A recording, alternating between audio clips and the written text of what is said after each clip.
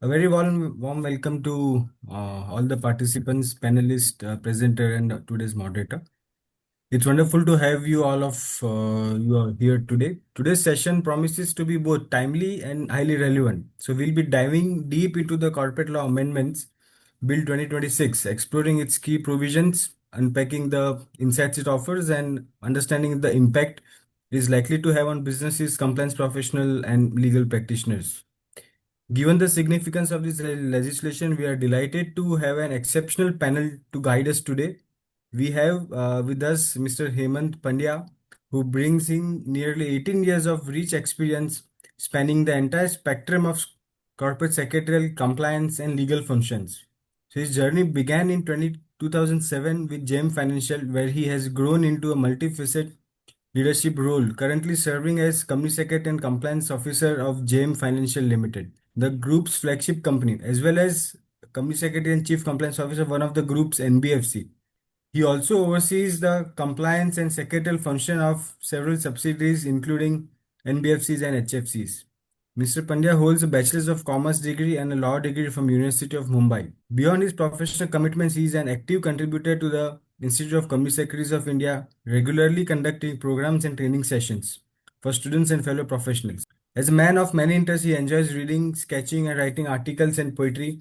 He recently launched his own WhatsApp channel, Comply I, Beyond Compliance, where he shares one focused post daily, encouraging professionals to view compliance through a wider lens, beyond just regulations. You can connect with him and join the channel via his LinkedIn profile. We are delighted to have Mr. Pandya with us today. And we have our moderator, Professor R. Balakrishnan, a company secretary with nearly 4 decades of experience in secretarial compliance. A former associate of Foseco India Limited, Professor Balakrishnan is a regular speaker at ICSI, CCGRT, and a prolific contributor to Chartered Secretary, ICSI's flagship publication. We couldn't ask for a better than hand on a wheel, right? Yeah. So over to CS Naman Agarwal and the moderator and the panelist for today's I webinar. think you need to give a brief introduction about our presenter also, Naman Agarwal. Yeah, so our Naman Agarwal is manager at Mehta and Mehta, and he's looking into secretarial compliances and very great at his job. Over to Hemant, please, your views on the topic. Thank you, sir. Thank you, panelists. So, as we have gathered here for a very important discussion on the topic regarding the Corporate Laws Amendment Bill that has been come into with a lot of perspectives and things, let me share the screen. So before that, so the way we do, should we introduce a topic? Yeah, I think I said actually Hemant will introduce the topic. Yeah. Yeah, it is over to Hemant. You know Yes, to.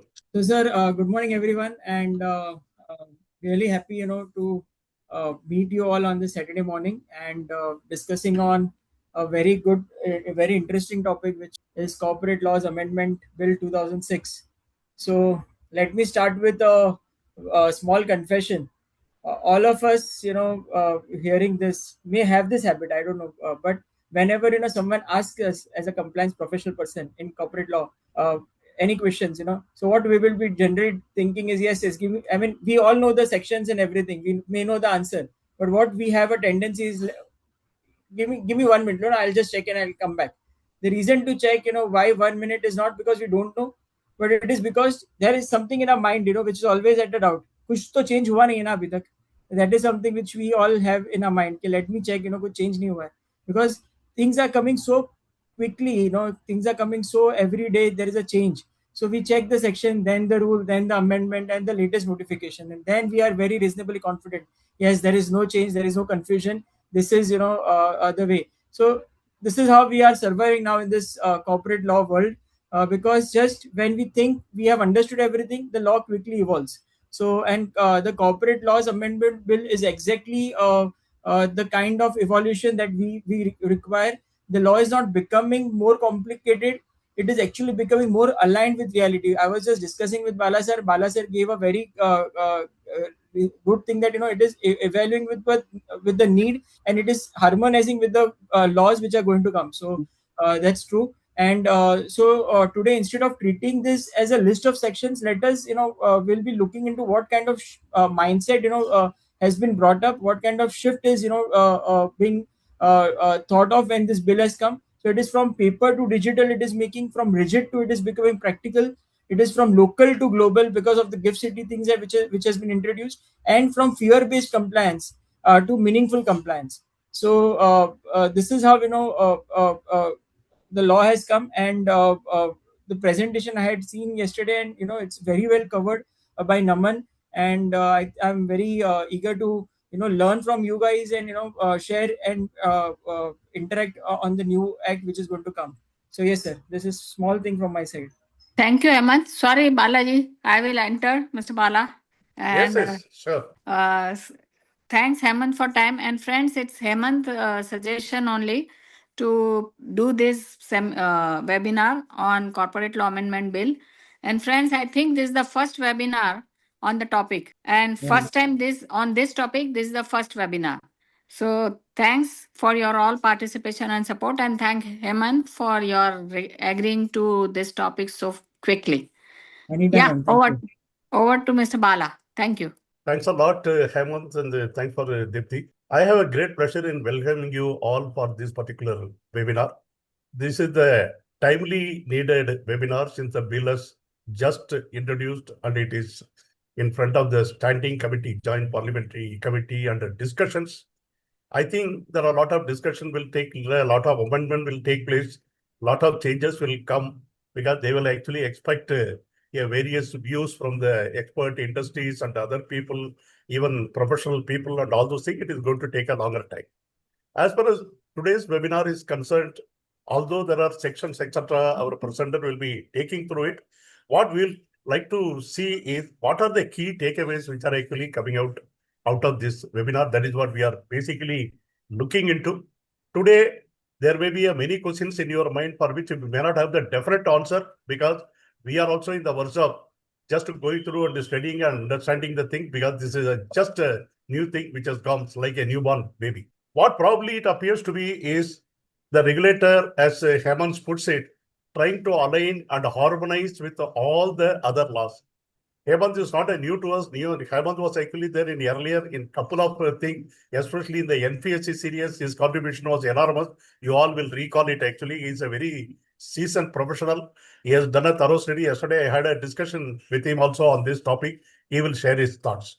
Probably what it appears to be is that again we are moving towards instead of criminalization to the compliance regime.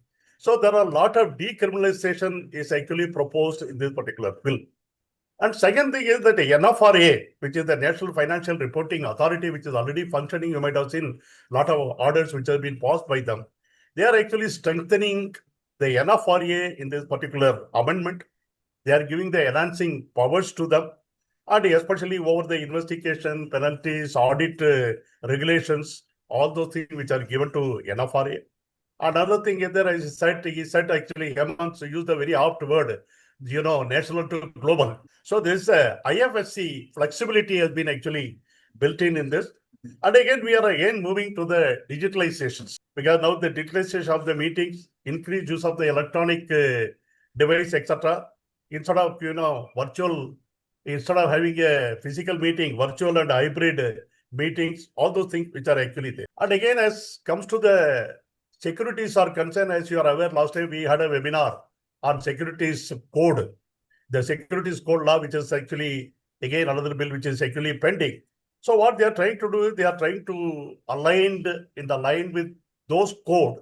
And that is why perhaps the share linked compensation, which we are talking about the, restricted stock units and stock appreciation rights, etc. and other thing and all, they are trying to align with the modern corporate practices that is there.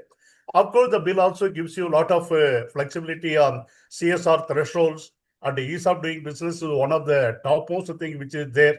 And there are a lot of things for the smaller companies where the threshold has been increased, etc. and other thing and all. Ultimately, it is going to have, the management flexibility, the more compliance oriented rather than criminalization, and again, modernizations, all those things which are actually taking through. And Mr. Naman has actually put up all the things. He is taking us through the things. Please see what are the things which are relevant. Put up your questions, etc. on the chat box as usual. We'll try to address to the best of our understanding. Our panelists will definitely address to it. many things you may have or you may not have the answer today as it is, because we are also studying as the new bill as it is. What appears in the public domain will be able to give the things, but things will undergo a change. Let us look at the watch. Over to Naman, please.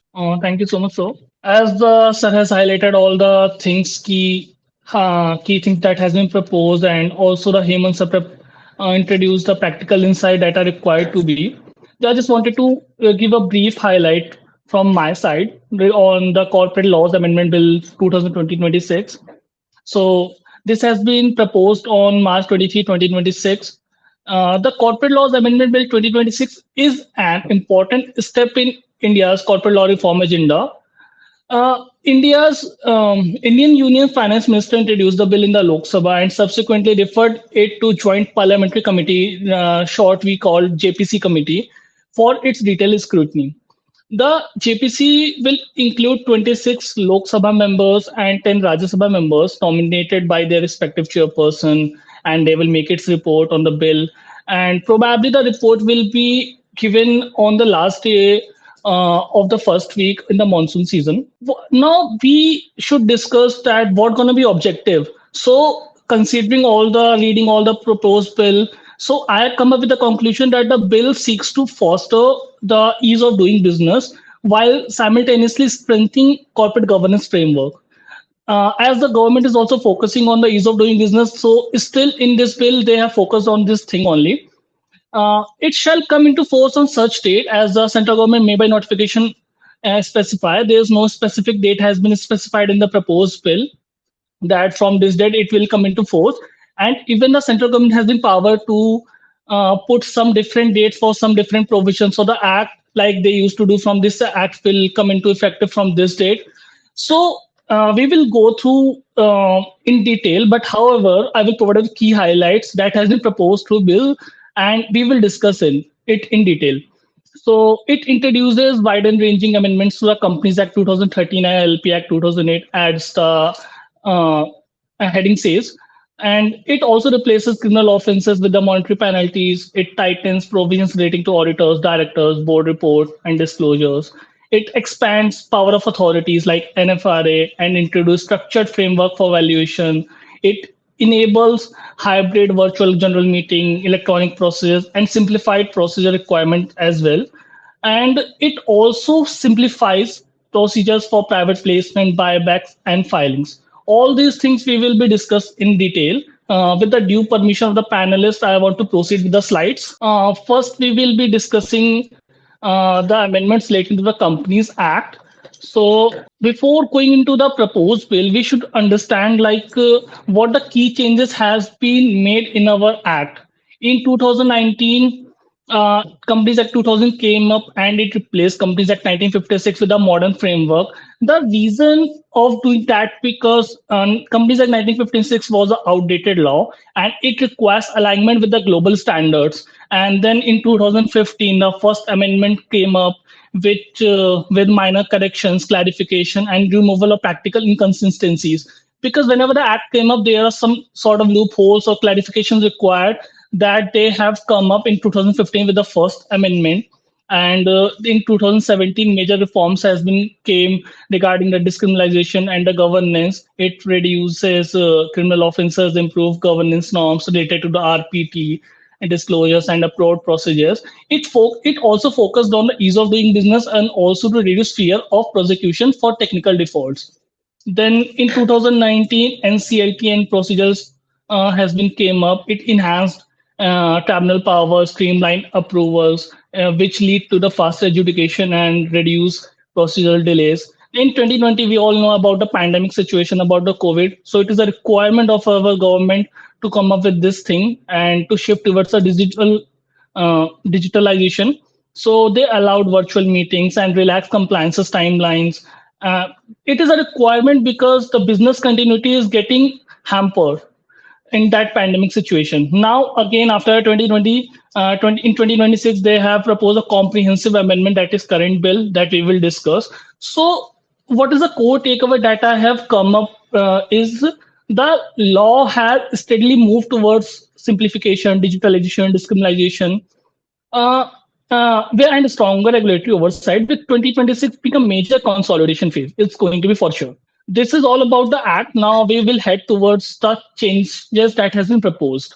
So as you can see, the first change that has been proposed in the Companies Act is in the section 2, which is related to definition. In clause 28, the terminology that is used to be for the cost accountant is cost and works accountant. That has been replaced with the cost accountant. Now, cost and work accountant has been uh, replaced and repealed with the cost accountant word. Then now the again change in the definition of financial year. Change in financial right currently change in financial allowed mainly for companies who are linked with foreign entities like holding subsidiary or associate. Now it has been proposed that central government can allow any company or body corporate to align financial year to March and for following year. Now it expands flexibility for financial alignment beyond foreign linked companies. Then again, there's a definition of regional director that has been introduced because earlier there was no specific definition for the RD. Now they have defined it as including additional deputy joint RD under Section 396. Then definition of register value has been come up. Earlier there was no explanation for a registered value. Now it has been defined as per Section 247 of the Companies Act. Now the main definition on which we should focus is with regards to small company. Recent amendment has increased the limits to up to 10 CR and 100 CR. Now government wants to expand the scope of small companies more. Now they have proposed that it should be up to 20 CR and turnover up to 200 CR. They want to double threshold and wants to expand the scope of small companies, that more and more companies get into the category of small and get the ease of compliances. So do you want to say something on this, or we should proceed to the next slide? Yeah, because as a Hemant also would agree, our dream of becoming Vikashit Bharat in 2047 by doing the ease of business and encouraging what they call Atmanirbhar, what they have introduced, self-sufficiency. So more and more entrepreneur, they need to come up so that they are having a ease of doing a business. Compliances are lesser and burden is not there. They could be able to contribute. That is why, as you touched upon, it is the ease of doing business and encouraging the people and becoming a self-sufficiency. That is what it comes to my mind. Hemant, please. Yes, sir. I agree. This is just for encouraging all the startups that you start with the business. There's a ease of compliance. We will see in further. When we go to further slides, what are the benefits that they have offered to small companies? By what are the changes they made in small companies? Will come in further slides. But it's a welcoming stand from the government by doubling the limits, threshold limits, and revising it. Go ahead, Naman. Then we will discuss the proposed amendments in the sections. So first that has been proposed is in the section 4, which is related to a name reservation penalty. Right now, if any incorrect information is furnished for name reservation, then the penalty may extend up to 1 lakh. Now government is emphasizing on the variable penalty to the fixed penalty. In the whole proposed bill, they want to change from the variable penalty to a fixed penalty. In this, the penalty used to be up to 1 lakh. Now it is proposed to a fixed of 50,000. It replaces the discretionary penalty of changing variable penalty to a fixed penalty of 50,000. Then under section 7, that is related to incorporation declaration. Uh, right now, a single compliant declaration is required to be filed from practicing professional and the director or manager or secretary to confirm that the compliance is in accordance with the incorporation requirement. Now, government is proposing, they want to split this declaration into two parts. One is a declaration by director, manager, or secretary, or a separate declaration by a practicing professional only if they are engaged. If the director or manager or secretary is doing itself an incorporation, there is no requirement for practicing professional declaration. So they want to ease it. They want to separate professional declaration from the management declaration. Then there's a new insertion of section 12A, that is communication details. Here, Right. one thing, Naman, only one thing to add. What I believe, my reading was that they want to make it. They want to show that incorporation of company can be done by even without professionals' help if required. And if you don't hire a professional, a self declaration is also okay. and that will work out. That is what my reading is, Bala sir. So only Absolutely, you are correct. Again, it is going towards the ease of doing the business. You need not to go for each and everything to the third party. You can do it yourself. That is the way it is actually designed. So that, if you go there, if you are able to do it, you are able to do it. Only thing is you should be digitally, well versed. That's the only requirement which is there. But on the contrary, if you engage a professional, they want to see the professional actually doing the job, because in the past also we have seen a lot of professionals. There are a lot of adjudication order, etc. They are not actually discharging their liability. So categorically, they want a certification rule. They had also done a right job in doing the thing. That is why they have actually came into the split. It's a very good welcome move, because everything need not be dependent upon professional. What you can do, you can do. That's yes, So then there's a next insertion in section. There's a new insertion of section 12 that is related to communication details. So right now there is no mandatory requirement for the companies to maintain website. In every section, it is mentioned if any website, like if you have the website, then do this. Otherwise, not. So now they want to make it mandatory for a prescribed class of companies to maintain website and email and other communication modes. And details of such change also required to be filed with the registrar. Whenever I would say prescribed class of companies, they will prescribe in the rules later. There is no such prescription or something explanation given to us right now, but we are expecting somewhere, not here, whenever there is a ease of compliance that will be coming up for the small or OPC companies. I will introduce it later. So right now they will proposing to a prescribed class of companies must mandatory maintain website. Earlier it used to be the voluntary. Now they want mandatory for such companies. Then Okay, section here's 20. only one point, I would like to add. There are, a lot of NBFCs, which may cross a certain turnover, but they may not have, customer interface. They would be doing proprietary investments, so their turnover would be more. They don't have any customer interface. So my only view is, government, while prescribing rules, should be thinking that, a website is only generally where there is a customer interface, where, customer wants to know about the company. There are customers involved. So this kind of company should also be excluded, where, there are no customer interface, no customer involved, and, it is just a group company. So that is one thing which I'm thinking, I'm hoping that, this comes in the prescribed list. Yeah, probably there will be a lot of professional bodies will be also taking up, and even the industries will be actually coming up, because ultimately, as I said, since it is in the front of the joint parliamentary committee, there are a lot of discussion, debate will take place. Probably the finality probably will line up with that. That's what I think. Right, sir. Right, sir. I totally agree with you.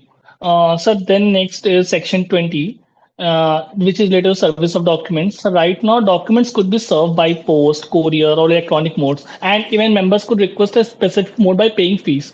Now the government wants to propose that for the prescribed class of companies, again, which is not prescribed yet, service of documents to member must be only through electronic mode, and such electronic service is deemed sufficient compliance. But however, government also emphasizes on the thing that members still can request for another mode by paying prescribed fee. And what gonna be fee? They have proposed that the fee should be decided in the general meeting by the shareholders. Now, government wants to make a electronic mode mandatory for specified companies by replacing optional multi-mode service. They wants to synchronize all the things in electronic mode. Then, sir, again in section 24, power of SEBI. Sir, right now, SEBI exercises power not only for matters under Section 24, but also for matters delegated under Section 458. Right now, SEBI has power under Companies Act for the two sections, that is Section 24 and 458.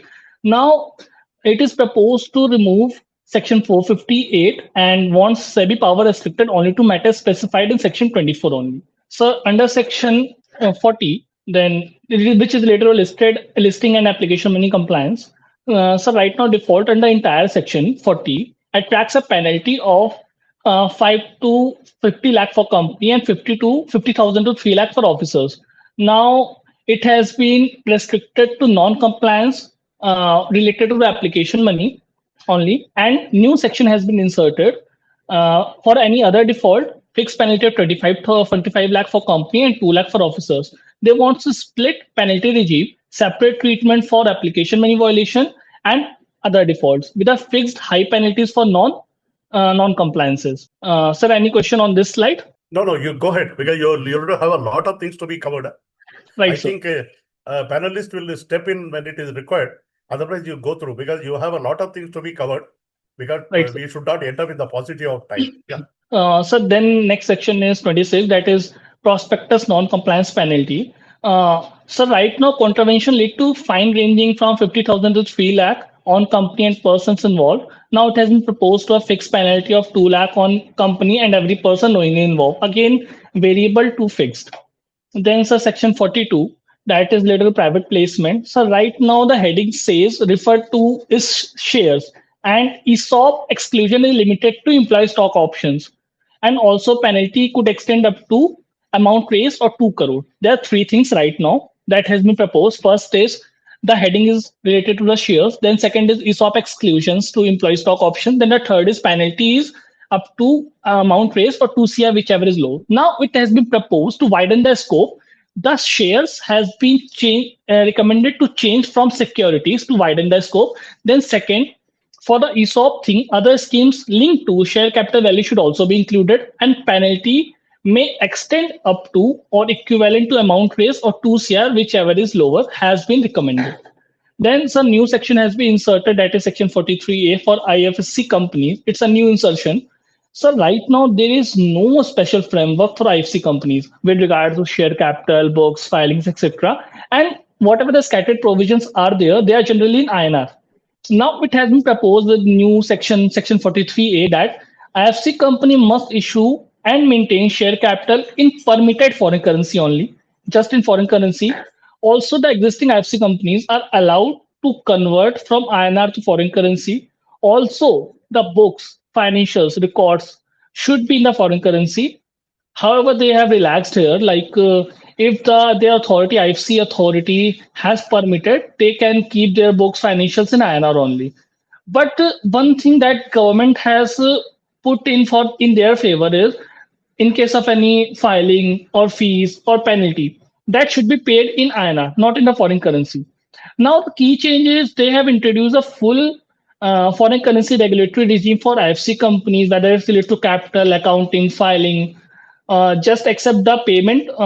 Everything should be in the foreign currency, permitted foreign currency. So should we proceed? Yeah. Only in section 42, I would like to add, if you see in bill, they have mentioned what is, securities they have changed to or such other scheme linked to value of share capital of the company. What rightly mentioned is, they want to give an option that, you can now going forward give phantom stocks, or you can give, restricted stocks units, or SARs, they've given a lot of options for the company to do. Only thing is, which I feel, though they have captured all this part in the notes to the bill, but the definition of this may be required to be prescribed, so that, we all are on the same page what this type of thing means. Otherwise, there would be a lot of confusion that, what is linked to the value of share capital. And when you say value, what is value? Face value, book value, how do you read the term value? So that value also needs to be clearly defined, or explained, so that, everyone is clear. Otherwise, there would always be an ambiguity. So this is my view. And one more thing,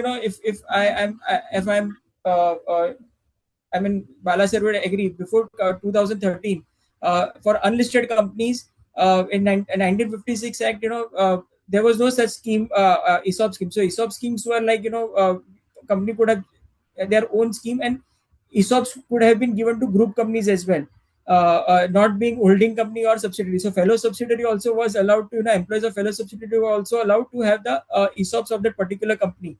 So my view is, since company government is, making this very flexible. So for unlisted companies, for startups, if fellow subsidiaries or are also allowed to be given, stock options, employees of fellow subsidiary, I think that would also be a very appreciable stand from the government. You're absolutely right. And there is one question which has actually come, whether the amended definition of small companies apply to the MSMEs also. Yes, definitely it will apply because the revised classification of the criteria MSME definitely will apply under this because it is again basically the threshold limit based on you have to apply the threshold limit. That's what it will come. Can you brief and how the proposed amendment of section 42 to the difference between the 42 and section 62? I think Naman is going to take up. Please wait for the presentation that is actually coming up when he is actually coming. So next section that I will be touching would be section 62. Yeah. So that is what I said. The question is related to that. Let him wait for your. So the next section is section 62, where they have touched the ESOP or the employee scheme. So right now, the further issue of shares allowed to employees only under ESOP scheme with a special resolution. Now it has been proposed that scope expanded to include other schemes linked to value of share capital in addition to ESOP. It has been mentioned here as well, the value of share capital, no such detailed explanation mentioned. They just wanted to broaden the employee participation beyond ESOP to value linked compensation schemes. This has been mentioned. Sir, if you want to add something on it. No, that is what in the beginning only I said actually. This is a share-based compensation, which is actually brought in under the cluster of the securities. It will be there. That is why this, the RSU, SARS, etc. Everything will come under that. Yeah. So the next, the major amendment that has been come up is in the buyback, section 68. So right now, the buyback was capped at 25% of aggregate paid up share capital and free reserve. Also, there's a restriction on us that one buyback offered per year, which covers shares, stock options, and sweat equity. And it also attracts a fine of 1 lakh to 3 lakh of companies and officers. Now, what they have proposed, probably I have interpreted that it has been mentioned that the prescribed class of companies should be the small company or OPC. Uh, Now they have proposed that the following prescribed class of companies may have higher buyback limits, which I am interpreting and expecting it would be for small companies and OPC. And following companies may do buyback 2 times in a year. However, the minimum gap should be 6 months. And so also the scope has also been expanded. It has been mentioned here as well. Other schemes linked to share capital value. Also, sir, at the time of buyback, we do and we give an affidavit requirement for declaration of solvency. Now it has also been proposed to remove, and penalties, sir, has also been revised. Now the key change is that it makes buyback rule more flexible for the prescribed companies, whatever they will prescribe, and also expands scheme coverage, and also replaces imprisonment fine style defaults with fixed penalties. So then next come up with In the notes to the clauses they have given, it is proposed that companies which are debt free can be considered to undertake more than one buyback in a financial year.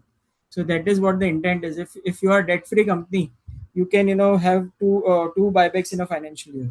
So that is what is expected from the notes. Yes, Naman. Yeah, that means more flexibility has been given instead of the restriction which has been actually placed earlier. So that company can, do ease of the business easily. That is what it looks like. Yeah. Yes, Naman, go ahead. So then next come up is section 77 that is related to the charges. So right now, so delay in registration beyond 60 days could be condoned up to an additional 60 days. But so it has been proposed now that for the following class of companies that again I'm expecting for the small and OPC, the additional period of 60 days is extended to 120 days. The key change is extends timeline for delayed charge registration from 60 days to 120 days for specified companies. So then next is section 88. So register of members or debenture holders were required to be maintained and no explicit restriction on recording trust related notices. Now it has been proposed they have explicitly prohibited entry of any trust in the register of members or debenture holders. Uh, Trustee can be registered as a member and trust will be registered as a beneficial owner. It introduces a clear bar on recording trust interest in statutory registers. Then so next come up with section 135. So 135 is a huge section which is related to the CSR. So the limits has been also changed in it. So right now CSR is applicable if net worth is net worth is equal to or greater than 500 CR and turnover is equal to or greater than 1000 CR. Also net profit is equal to greater than 5 CR. Then we are required to mandatory spend 2% as a CSR, and also the unspent amount to be transferred to CSR account within 30 days. CSR committee exemption only where CSR spend is less than 50 lakh or equal to 50 lakh. Now, what they have proposed on this topic, and in the Lok Sabha, there's a lot of debate has been happened. Oppositions countered on this point that this proposed bill is making companies to spend less on the society. Now, what they have proposed is applicability threshold limit has been increased. Now, the companies who are net profit of 5 CR is not required to have a CSR. However, the companies who are having 10 CR or higher limit as may be prescribed, then is required to conduct CSR. Then fewer companies will cover under it. Also, the unspent CSR transfer timeline has been changed from 30 days to 90 days for ongoing projects, and committee ceiling has also been increased. Used to be 50 lakh, now it has been proposed to increase to 1 CR or higher limit as may be prescribed. And new exception power has been introduced that certain class of companies may be fully exempt from CSR provisions via prescription. And however, there's a minor word clarification with regards to unspent amount. So the CSR regime becomes more flexible in applicability with higher threshold limits and the exceptions with change in the profit limit, also the committee composition limit. So on this thing, I want to throw some light. There is one question which is related to, I think, section 42 and 62. There is a gentleman has put up a question. Is this for unincorporated branches of the foreign company? The moment you say unincorporated, you don't come under the Companies Act at all, number one. Number two, when you say branches got the different connotation in terms of the foreign company. They are not the incorporated entity. When it is not incorporated entity, I don't think this will be applicable. Correct, na?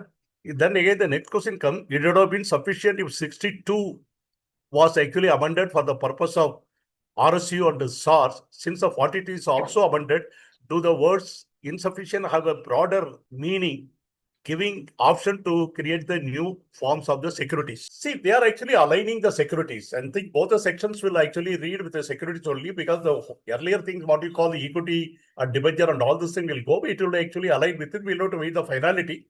I think that is what it will happen today. As it stands there, it will align with that. Somebody puts, can we get a PPT? I have been saying in the past also, our recorded webinar will be disseminated via YouTube, which is available to you.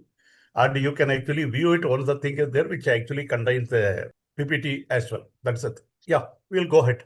So 135, section 135 is a welcoming step. So 5 crore to 10 crore and, 90 days for transferring, and from 50 lakh to 1 crore for not constituting a CSR committee. Only thing, one question which generally comes to practical scenario, there are some projects, which requires company to give disburse or spend the amount every month, or very in regular time. So what happens, when you have some unspent amount, say which is March, as on March 31 there is an unspent amount, and then you are required to transfer within 30 days. Now they are proposing to have it 90 days in between if you want to transfer. So the act should give a flexibility that, if there is an approved projects, and if you have to spend in between, then even after March 31 and before transfer you can spend that amount, and you can go ahead. So that flexibility, I think, may be required in the act, so that it's very clear. Otherwise people may spend, and auditors may think that you are not complying with the act, though the intention is very good, but it may require it may come to a regulatory non-compliance somewhere. There's a gentleman has actually come back again on the unincorporated branch of a foreign company.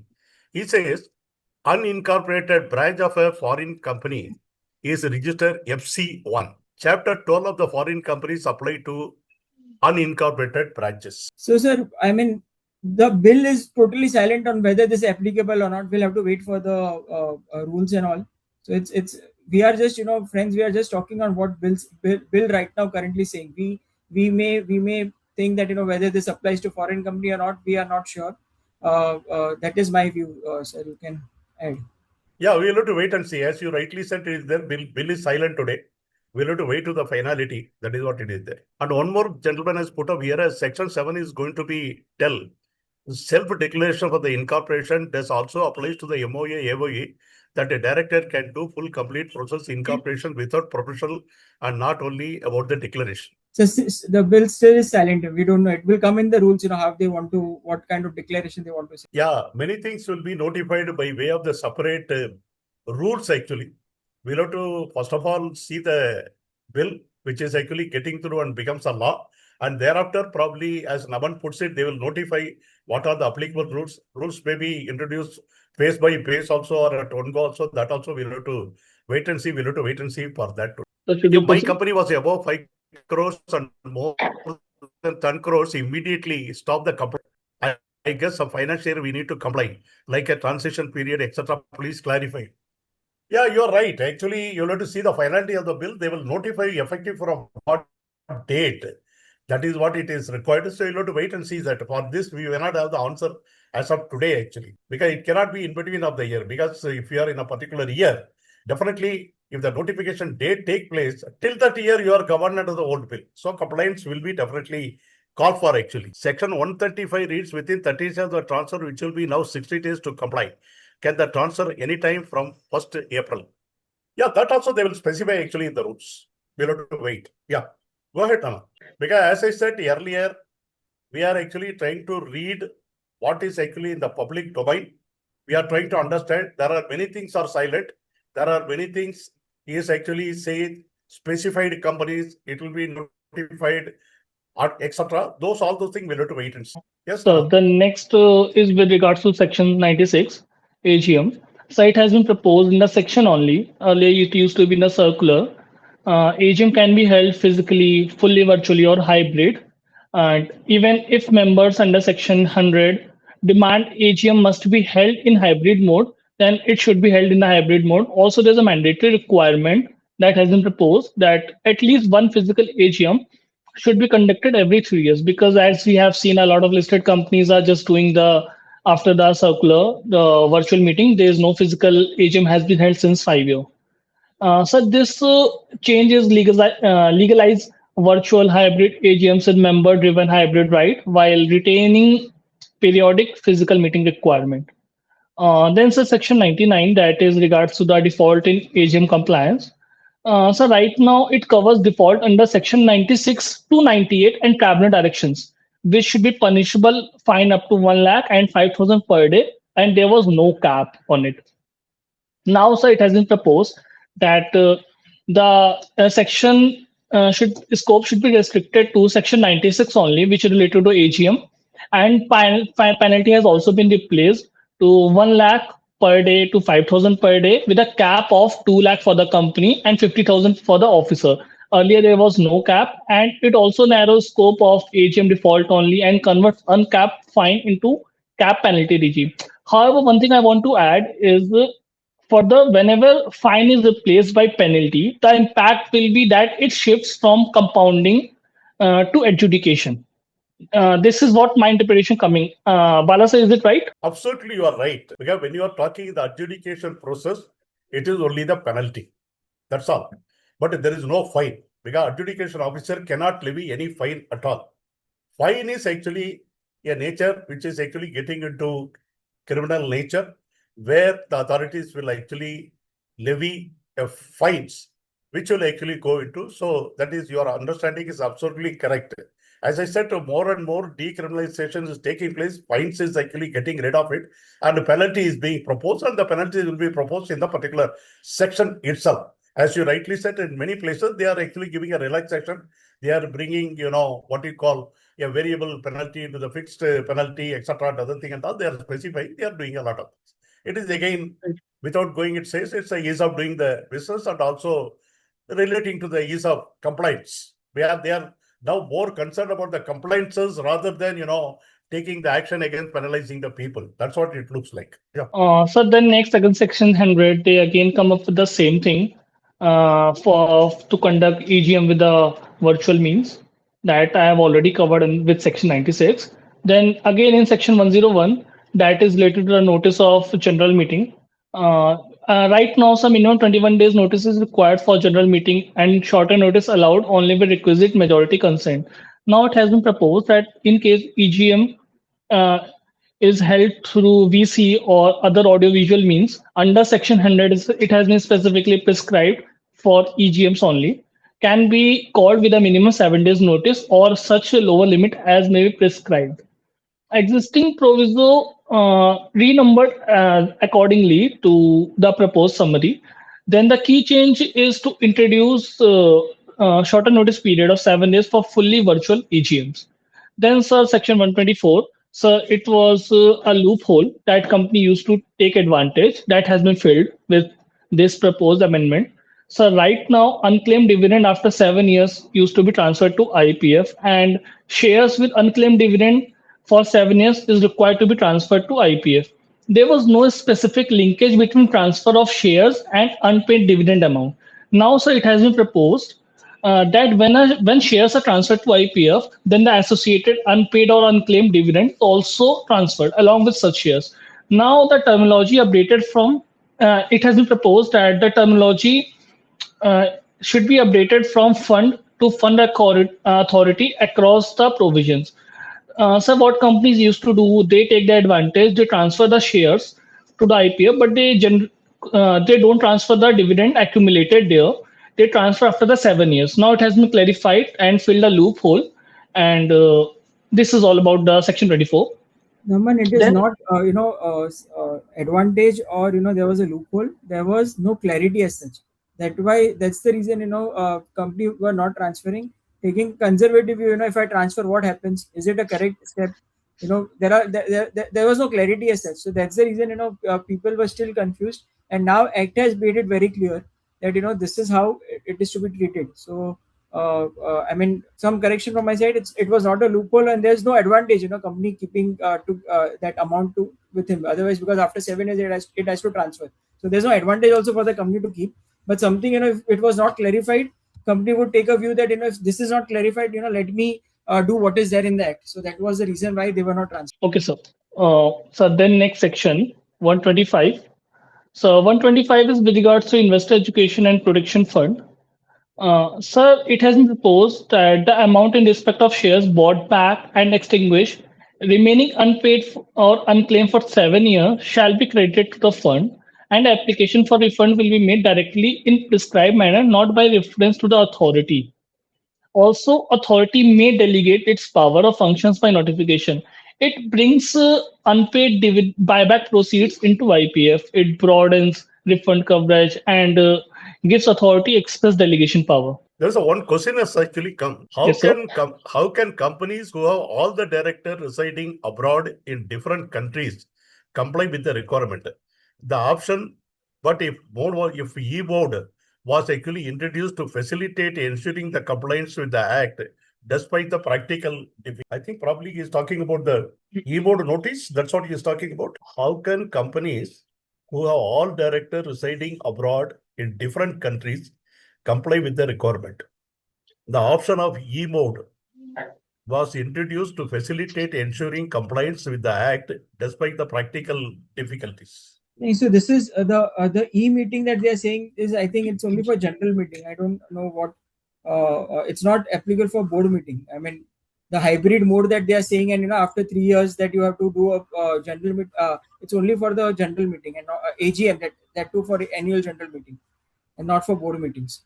Yeah, correct. You are right, actually. If that is the question, yes, you are right, actually. Yeah. See, probably the physical meeting once in a 3 years, why they have proposed, I think probably, on the lighter way. People don't want to see all the time you remain as Mr. India. At least it shows your face. So I'll tell you why this is the background is, because every company started doing this e-mode. So e meetings, through VCs are really convenient for shareholders as well, and as well for the companies also. But what has happened is, since I interact with a lot of shareholders, so there are certain shareholder lobbies, who has represented to the regulator that, if everything becomes like this, all meetings, so we will never be able to meet the promoters in person, we'll never be able to interact with them in person, and we will never come to know what is going on. So that's the reason SEBI has taken this view. This is what I believe, or MC has taken this view, and they have come out that in 3 years you should have one physical meeting. Yeah, I also agree with you. Absolutely correct, in fact. In fact, I do not know the lighter side again, nowadays, especially when it comes to the banking, everything can be done on online. There is no need even to visit the branch. There is no need to go anywhere. Even opening the FD, opening the other things, getting the loan application, everything can be processed, and there is no need at all to the branch. We don't visit. To be very frank with you, somehow that I keep visiting the branches. I keep meeting the people. Because there are a couple of things. Although you talk so much in detail, I'll give you one small example. Many may be knowing it, how old I am. I am already 78 years old, actually. So really speaking, nowadays, whenever we go to the ATM, we withdraw the money comes in the larger denomination, only 500 rupees. Where do we get the change? Because many small people, they don't have the change. When we actually engage a small auto rickshaw fellow, provision fellow, vegetable vendor and all, they don't have a change. We need a change. So many times what I do, I walk into the branch, I actually go there, meet the people, sit with them, withdraw the money, get the denomination, whatever it is there. There is one pleasure is there. Known people are there. Still they recognize, they ask you, they talk each. There is a what you call a human touch relationship which is actually established, you feel. Probably here also, as you rightly say, people wanted to meet who are the promoter, who are the people who are running the company. We want to see them, we want to talk to them. That could be the idea why they have brought it. One more question has come actually, how a new bill, an additional director application, 1 minute. We can appoint additional director in upcoming AGM So that or we'll within the discuss. 3 months. So that You will will discuss. Yeah. So that we will discuss later. So then next section 128, which is related to the books of an account, amendment has came with regards to the penalty. They have replaces fine or imprisonment with a fixed penalty again, and it discriminalizes offences and it introduces graded higher penalties for serious accounting defaults. Then again, section 131, which is related to voluntary revision of financial statements. So here they just clarified that revision is allowed for the immediately 3 preceding financial years. Earlier, it was mentioned that 3 preceding financial years. Now they have added the word immediately preceding 3 financial years. They just wanted to remove the ambiguity in the section. And then, sir, section 134, that is related to the board report. So they have added 2 additional disclosures in the board report section with clauses FA and PA. One is for the board explanation of comment on every adverse observation of auditors that has been given under section 143. Also, the composition of the audit committee is also required to be disclosed, and reasons where the board did not accept any audit committee recommendations. These are explicitly mentioned that they are required to disclose in the board report. It expands board report transparency by requiring detailed response to audit observations and audit committee composition. Then, then sir, section 139, which is related to the appointment of auditors. I'm expecting it will be for small companies and OPCs. Right now, sir, appointment of auditor is mandatory for every company, and it has been proposed to introduce a provision to empower government to exempt certain class of companies from requiring of appointing auditors and subject to conditions. It creates exception to mandatory audit requirement for certain companies may be exempted from appointing auditors. Somebody actually put up for the physical meeting. Maybe they will get some sweet box, free gifts in the physical AGM. Please know all the professionals, they are all very much aware. As per the Companies Act, as well as the Secretarial Standard 2, if I'm not mistaken, the free gift distribution is totally prohibited. So there cannot be any free gift, etc. If you do any free gift distribution, etc., then it is actually a violation. Left and right, people will take up an issue. There has been a lot of adjudication order has been actually passed.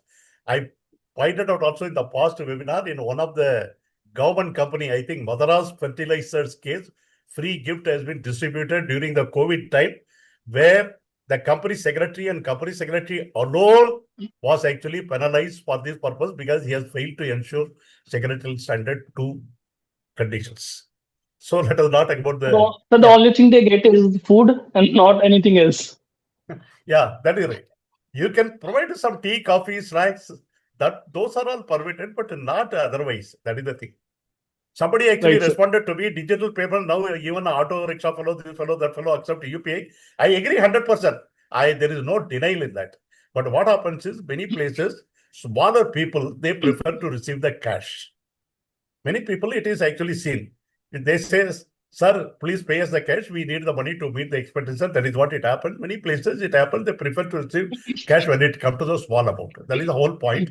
My point is not you cannot do everything. You can do everything, almost 90% you can do it. But the problem is at times you need these changes also. And especially the senior people who are not well versed, especially, for example, let me admit here, my missus, who is about 75 years old, she does not use telephone except for talking. That's all. Nothing else is there. Suppose she goes alone, what happens? So that is the point I'm making. Go Okay, ahead, sir. Aman. So let's proceed to the next section, that is section 141, that is related to eligibility of auditors. Sir, currently audit firm eligible if majority of partners are chartered accountants. So now it has been proposed. It adds condition that every partner audit firm must be registered with the statutory institute having registration powers. Now, sir, it tightens eligibility for all the partners must be professionally registered, not just majority CA requirement.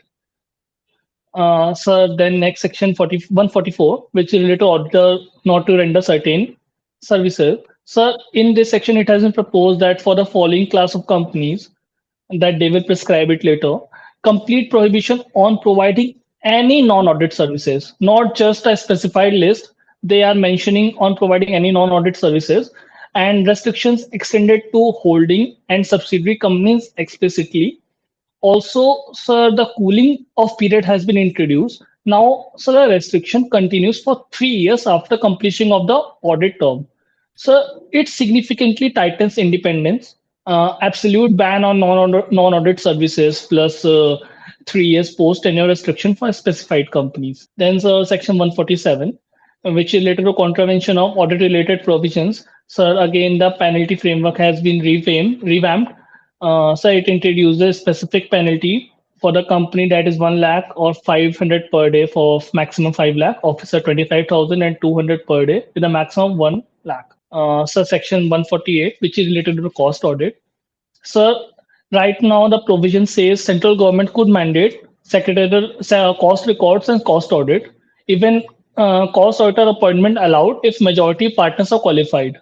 Now, sir, it has been proposed to insert a new subsection, that is 1A, in which central government will be empowered to prescribe cost accounting standards based on the recommendation of the institute. And so eligibility has also been tightened. Now all partners of audit firm must be registered with the statutory institute, as we have seen for the statutory auditor. And terminology, as we have discussed in the definition part, has also been updated uh, from cost and works accountant to cost accountant. Also, the penalties has also been revamped. So it introduces formal cost accounting standards along with stricter eligibility with structured tied penalty regime. Then, sir, next comes a very important section, that is section 149, which relates to the independent directors. Sir, for this section, I want to proceed with key changes in point wise. So first point that I have come up is regarding the tightening of independence test. So right now, what the provision says is provision is based on the looking backward, like preceding few financial years. Now, so they have been proposed to include current financial year also, and it will apply to KMP, employee and employment in audit, legal and consulting firm. Sir, it was a loophole. Independence must be exist in the current year and not just past. So it has been fulfilled. So second is professional firm restriction refined. Sir, it has been mentioned in the section company secretaries in practice that has been replaced with secretarial auditors. So this has been inconsistent with the section 204 that we will discuss later. And so threshold for transaction has also been changed. So right now it's fixed 10%. Now so it has been proposed to 10% or lower percentage, whatever has been prescribed.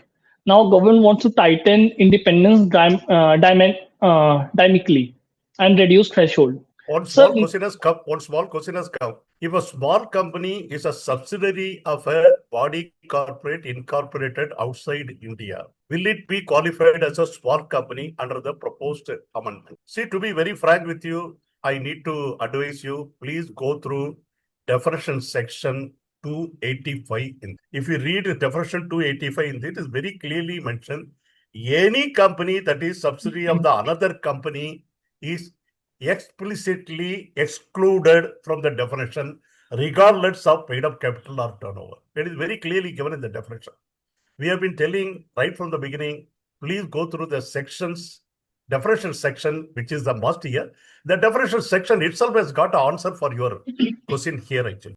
So then again in section 149, there's a new insertion of subsection 6A, which is related to continuous compliance. So now independent director must ensure ongoing compliance, not just at appointment. So, sir, as for me, independence is not a one-time declaration. It should be a continuous. They have just explicitly mentioned it, and so any violation with regards to this will result in a risk of disqualification along with the liability. Sir, now they One have. point I would like to add. Act will require to give some cooling off period. Otherwise, what will happen? Suppose you realize in between that the independent director is at the start he was fulfilling the definition, but between something happened, something happened there, and now he is not no longer fulfilling that thing.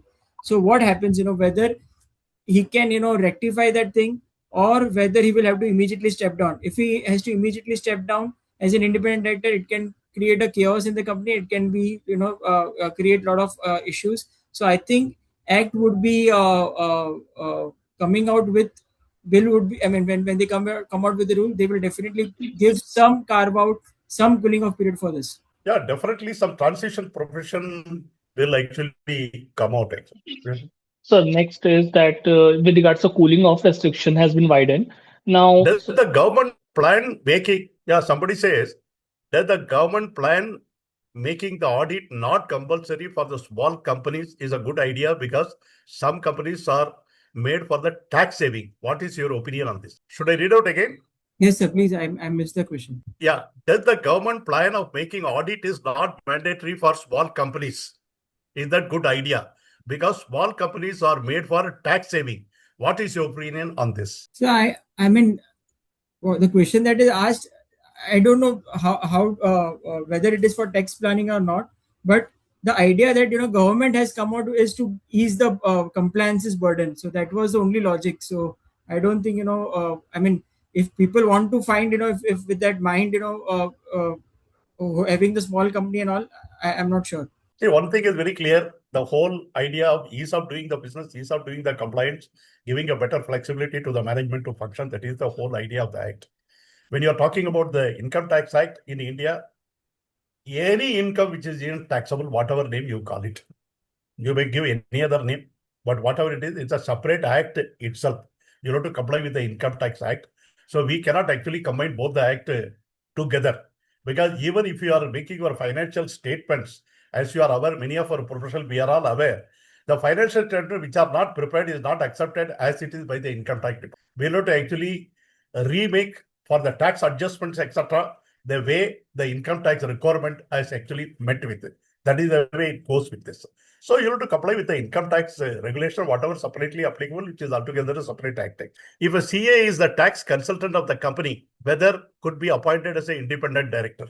They are talking of auditors and this thing. I have to check what rules comes. Yeah, you have to see the independency, because that is what it is actually talking about. Section 149, subsection 9 talks about the independency.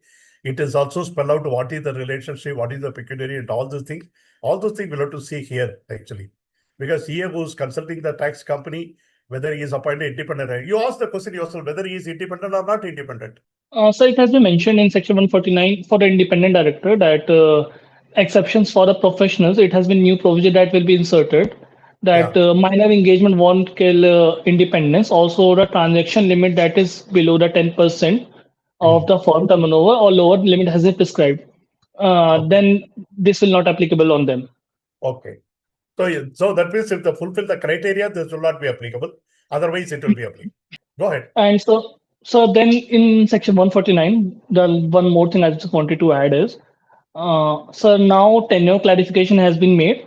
So period as an additional director will be counted for the independent director tenure. By this, they want to remove the ambiguity and no tenure manipulation by appointing first as an additional director will be done from here onwards. Sir, with these amendments, the impact will be government gets power to tighten thresholds. Like the loopholes were used to be around timing, group entities, and direct engagement has been fulfilled. And if you apply this in real structuring now, then the most broader line that I would say is the friendly independent actors will fail under current year plus transaction and grouped exposure test, like all the amendment that has been proposed. I hope, sir, I'm right.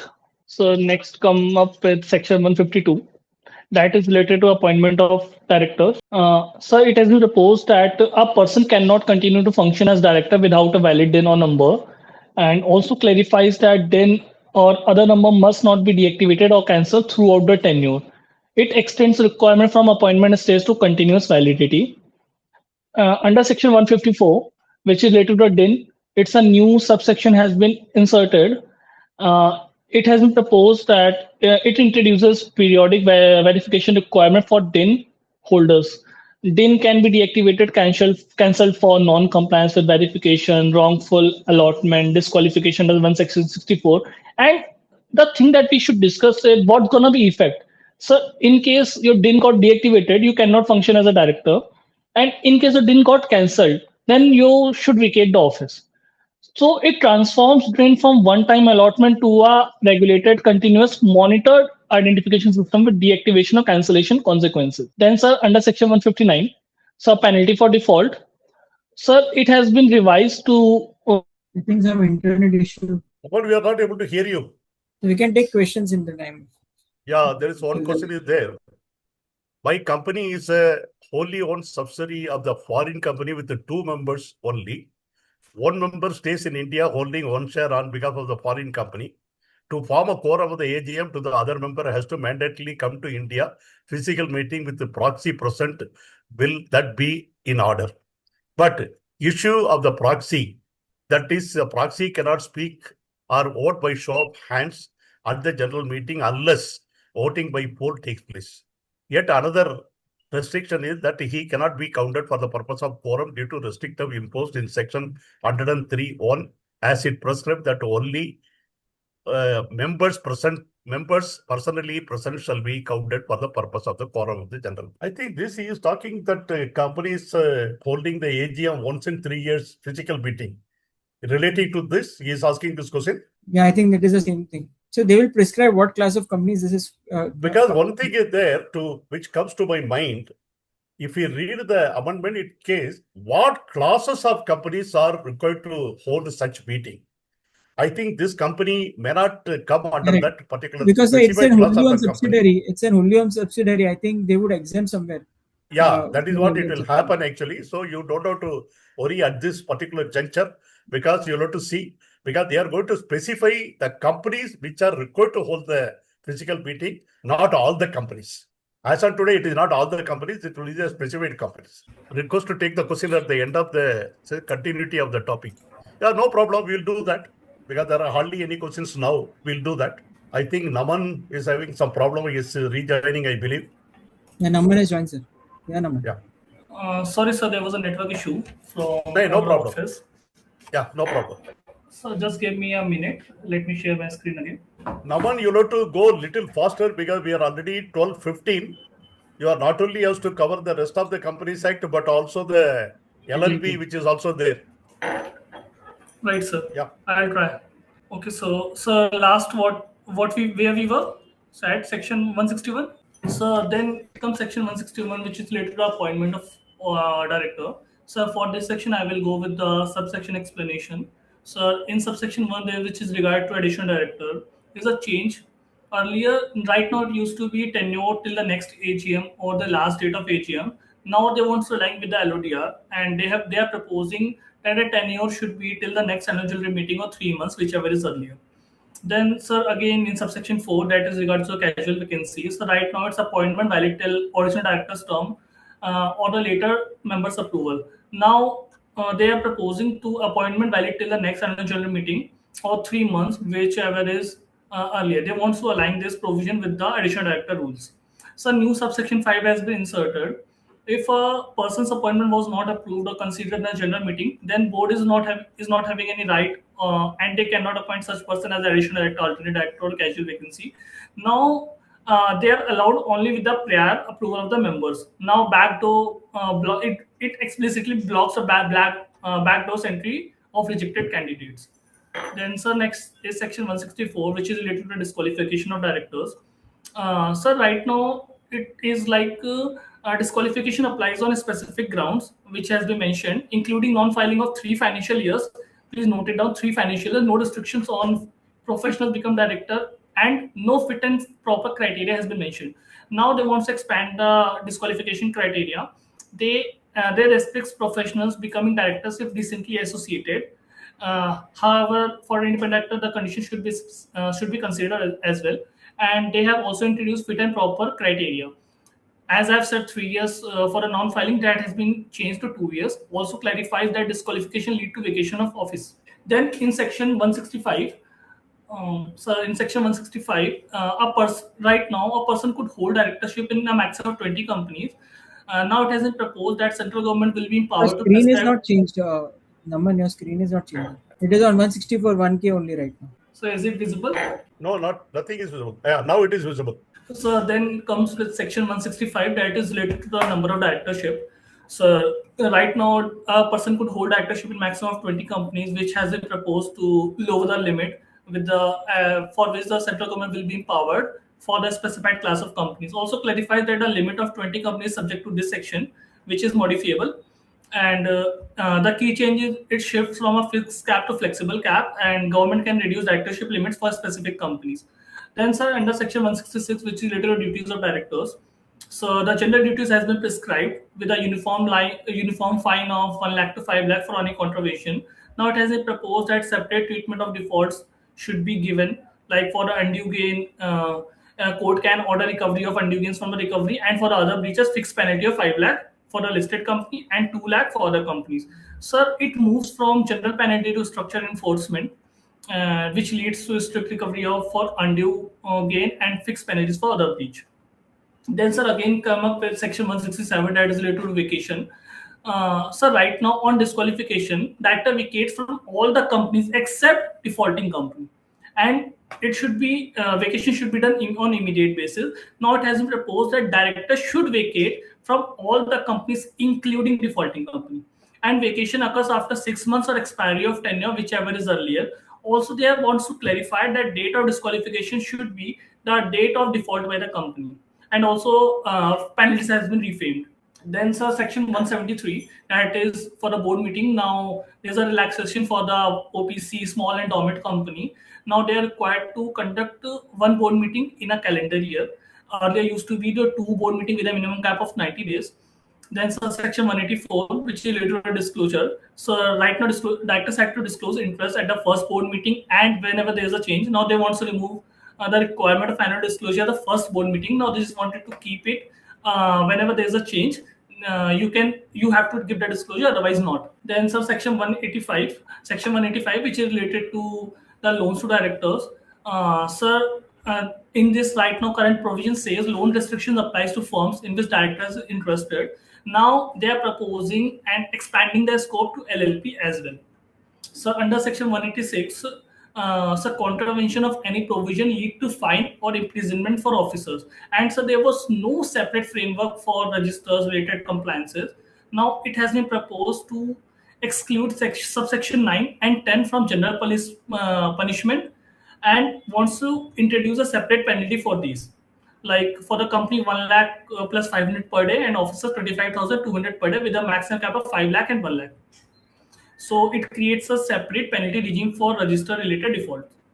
So under section 189, register of contracts, sir, penalty exists right now. Penalty exists only for directors, that's 25,000. Now they want to introduce penalty for company as well, that is for the company 2 lakh penalty, and for the directors 25,000. So now new section has been inserted, that is related to resignation of KMP. So right now there is no specific provision governing the resignation of KMP. Now they are proposing that KMP can resign by written notice to the company, and board must take note also intimate registrar within prescribed time, and in case company fails to do so, KMP can directly inform registrar. Sir, resignation will be effective on the date of notice or the specified date, whichever is mentioned, or whichever is later. And the KMP, and they have mentioned in that KMP shall be liable for all the defaults they have committed during the tenure after their resignation. Then, sir, again, section 204, secretarial auditor. So right now it has been mentioned it as company secretary in practice, and there was no separate concept secretarial auditor. Now they want to replace the term company secretary in practice to the secretarial auditor. Also, they want to define the eligibility.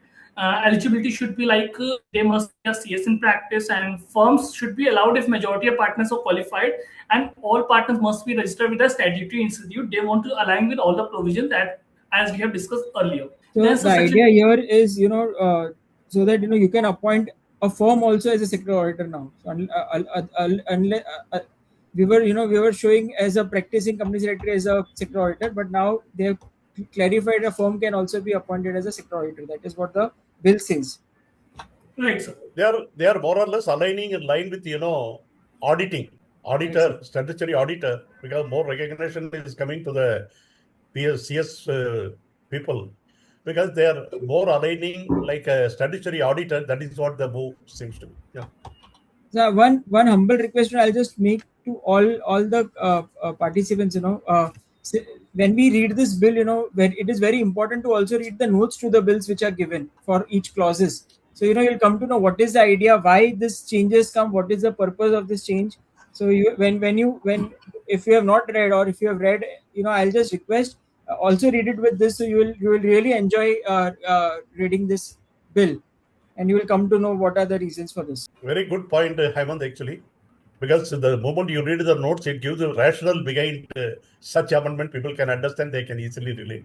Yes, Naman. So then section 206. Sir, I hope I'm going with the right speed right now. Yeah, you have to go because it is already 12:20. There are a couple of questions are also there. Yeah. So is it able to understand? Because I'm going too fast, I hope. I guess. No, You are not, correct. You are okay. You are okay. No problem. Okay. Yeah. So then under section 206, power to call for information. So it has been proposed to replace the penalty with a structured penalty. Earlier it used to be the fine up to 1 lakh. Now they are proposing for the company 1 lakh plus 500 per day, maximum of 5 lakh. For the officer 25,000 plus 200 per day, maximum 1 lakh. So it shifts from the fine-based punishment to a fixed penalty regime with caps. Then comes up with section 222, that is imposition or restriction upon securities. So right now, tribunal can impose restriction on securities, and contravention lead to fine. So now it has been proposed to remove subsection 2 entirely. No specific punishment should be provided under this section. So then section 230. So right now application could be made in cases including winding up under Companies Act or IBC. It has been mentioned under Companies Act or IBC, and jurisdiction dependent on respective tribunal handling the company. Now it has been proposed to remove the reference of IBC to remove the ambiguity between the Companies Act and IBC. And single jurisdiction rule should be applied. Application to be filed with a tribunal having jurisdiction over transferee or resultant company. Pending application which are currently right now will continue under old provisions. This is applicable to only new applications. It's a key changes to eliminate overlap with the IBC, and also to establish single tribunal jurisdiction for schemes, and reducing procedural complexity. So then next section 232, which is related to merger and amalgamation. So right now, transferring company cannot hold its own shares post scheme. Such shares must be cancelled or extinguished. So now it has been clarified that cancellation or extinguishment of such securities shall be specifically upon merger or amalgamation. So they want to remove the ambiguity which links with extinguishment or extinguishment of shares directly to merger or amalgamation event, ensuring clearer legal interpretation. Then section 233, which related to fast track merger for a small company and holding and other. So right now, yeah, please note it down to the audience that scheme approval is required by the members and the creators. Members holding equal to or less more than 90% of total shareholding, and creators hold 90% in value. And scheme to be filed with the registrar, central government or official liquidator. Also, central government confirm scheme unless there are objections. Now, point that has been proposed, which are as follows. I am covering the points for you just to ease of understanding. So the members' approval has been relaxed. Now majority present and voting holding 75% equal to or more than in value should be considered.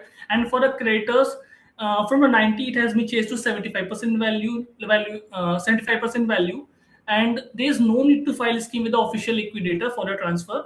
Also, central government can up to merger on prescribed terms and conditions. Even you have the objection, even there are objections.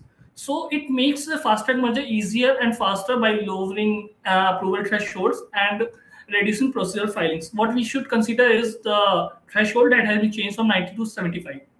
Then, sir, next comes up with section 233A. Sir, it's a new insertion for the treatment of treasury shares. First, we should understand what is treasury shares. To all the people who are not aware about this concept, so treasury shares are those shares that a company has repurchased from the public or the open market. Those shares are considered as the treasury shares. Like we can say we can take the example of buyback. So right now there is no specific provision dealing with the treasury shares arising from pre-2013 arrangements. Now it is proposed to mandatory disposal of shares within 3 years. If not disposed, then shares shall be cancelled or extinguished. Or and also such shares cancelled deemed as reduction of share capital. Then some next section comes up with section 242, which is related to operation mismanagement. They no such change except they have just omitted subsection 8 in it. Then again, section 245, which is related to class action, it has been proposed. It was a technical correction that has been made. The reference was given as subsection 2, which has been changed to subsection 3. They just corrected the cost reference error. Then the most one of the again one most important section that is coming is section 247, that is valuation of registered values. So right now, what is in the provisions is like the valuation to be done by a registered valuer with prescribed qualification, who will be appointed by audit committee or board, along with basic duties will be defined. Uh, so let's understand the decoding points. Okay, what they proposed. So first is they have proposed for eligibility. Valuer need to be qualified, need to have the qualification which will be specified by the valuation authority, and also to hold valid registration number.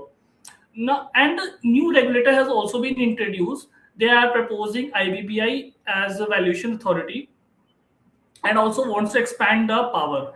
Authority has power for registration, recognition, monitoring, enforcement, and other things.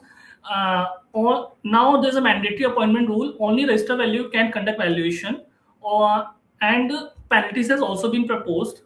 And also you can do appeal to tribunals within 45 days. These are the key changes under this section. Uh, then next come up with section 248, which is related to removal of name of company. Right now, ROC can strike off company for a non-compensement or non-filing. Now it has been proposed to expand the scope of strike off. Now it is covering companies with no significant accounting transaction last 2 years along with the current year. And also they have clarified that non-filing of financials or returns in for 2 consecutive years will also be considered. It tightens the strike-off trigger. Then section 252, appeal to tribunal. Right now we can appeal to tribunal for restoration of name. Now it has been proposed RD role alongside tribunal. RD can pass out in such cases. This is done to shift workload from tribunal and faster disposable of cases. Then next come up with section 361. In this case, in under section 161, government appoints official liquidator. Now it has been proposed to allow appointment of insolvency professional and liquidator, and also they have clarified that official liquidator includes IBC professionals. So they integrated IBC framework with the Companies Act liquidation. Then section 365. And then section 441, which is related to compounding, the limit used to be 25 lakh, that has been increased to 1 CR. This is done to reduce the burden. This is done to reduce the burden of NCLT. So let me check. I think your screen is gone. Yes, sir, that's what I'm checking. Just give me a second. Sir, till the time I will be coming up with the error, just read out the questions for the time being and answer to them. Okay, no problem. We'll do that. I think the plan of making the audit non-mandatory for the small companies is a very good move. Before 2000, many companies are also for this. I think we saw that actually. So compliance was, now it is become too complex and the cost of compliance has gone up, especially for very small companies that turnover less than 25 lakhs. Hence, nobody wants to open a new company. But that may not be the case because everything is coming at the ease of doing the business. We'll have to see the finality, but things are all becoming better. We cannot just say like that. That's what I think so here. Exemptions from audit and not for filing ITR. Yeah, that is right because we are talking under the Companies Act. Because when you are talking about ITR, it goes to Income Tax Act. As I said, Income Tax is a separate act which you'll have to see for tax purposes. You'll have to do the computation. You'll have to satisfy the income tax people. When the books are not audited, how can the income tax department will rely upon the income completed for the purpose of the taxes? This would be a challenging issue. No. For the purpose of income tax, according to the specified threshold limit, you have to actually get it audited. Otherwise, they accept certain things which is actually there. You have to go by the Income Tax Act to provision again. Auditing should be restricted and made more stringent when public limited company and public money is involved. Anyway, it's a regulator because whatever the regulations there, we'll have to go by that. We cannot make a comment on this particular case. But wherever it is required, of course, small companies have been given a restriction. CA is the auditing books of the accounts of the company of the same type. Bookkeeping services of the company are provided by another company where the CA is one of the non-executive director. Is he violating section 144? Since the non-executive director. Hemant is asking a question. CA Yes, is sir. auditing the books of accounts of the company. At the same time, bookkeeping services of the company are provided by another company where the CA is one of the non-executive director. Is he violating section 144 if he is a non-executive director? So we'll have to see. I think there would be a violation of this if you read section 144. Because What is CA's the- role as a non-executive director in the book creates an indirect connection somewhere. And we'll have to check this, whether this falls under 144. Because if I'm not wrong, there are certain prohibited activities under 144. So one second, let's go open it. So it says, I think if I'm not wrong, it is accounting, keeping, internal audit. Cannot do other service. So this may we'll have to check in detail, sir. Case to case basis how it is. But this would may tantamount to But violation. on the face of it, Yeah. No, on the face of it, one cannot audit themselves Correct. whatever the books they are keeping.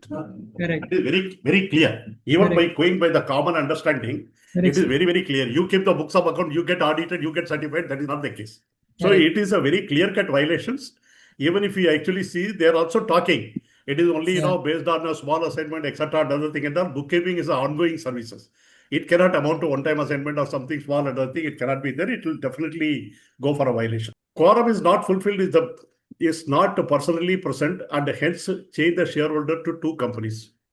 Yeah, that is to make arrangement because normally what happens, many companies when they have the two directors, they cannot hold the meeting. They normally have additional director appointed so that your quorum violation is not taking place. That you have to take care. It is the internal management.